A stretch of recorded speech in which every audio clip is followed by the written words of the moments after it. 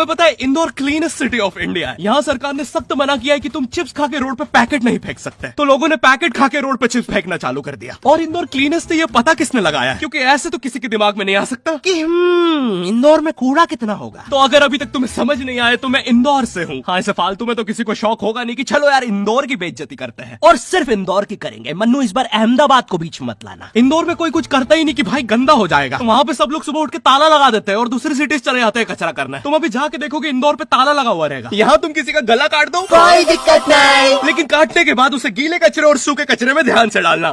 400 लोगों को टपका दिया, 300 बच्चों को उठवाया, 5 बवासीर वाले अंकलों को पिटवाया। आज तक मुझे कोई पकड़ नहीं पाया, तुमने कैसे पकड़ा?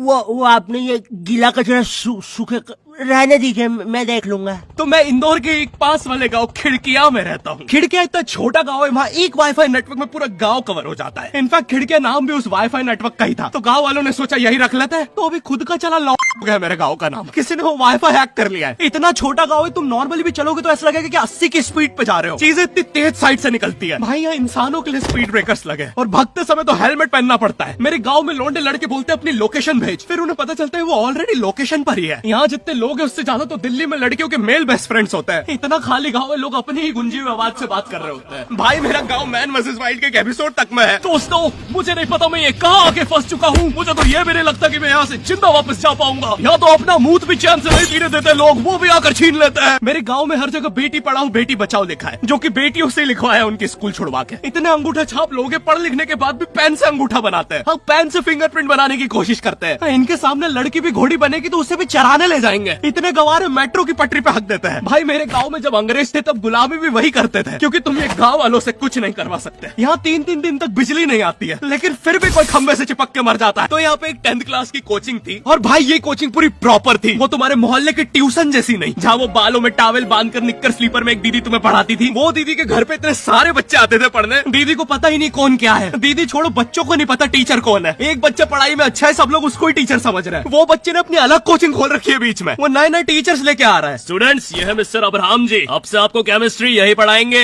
वो दीदी के घर में दीदी से ज्यादा सक्सेसफुल हो गया है। दीदी अभी भी एक कमरे में है, उसने दूसरे कमरे में बिल्डिंग बना दी है। इतने छोटे छोटे बच्चे कोचिंग जाते हैं आजकल, और वो बेचारे आज और कल ही जा पाते हैं, क्योंकि परसों तो उन्हें कोई ओमनी वैन में पकड़ के ले जाता है। इतना कंपटीशन आ गया है, बच्चे 6वीं 7वीं छोड़ के यूपीएससी प्रिपरेशन कर रहे हैं, और वो फिर भी फेल हो जा रहे हैं। हाँ, क्योंकि यूपीएससी वाले उधर 6वीं 7वीं के क्वेश्चन पूछ रहे हैं। एक क्वेश्चन था यूपीएससी का कि तुम कितनी बार 100 में से 10 माइनस कर सकते हो, और आंसर है 1 बार, क्योंकि फिर तुम 90 में से 10 माइनस कर रहे हो। ये एग्जाम से आईपीएस पुलिस ऑफिसर बनते हैं। अब समझ में आ रहा है देश में इतना क्राइम क्यों है। आधा क्राइम तो आईपीएस वाले ही कर रहे हैं एग्जाम वालों को मार के, कि सालों 17-17 घंटे पढ़ा के ये पूछ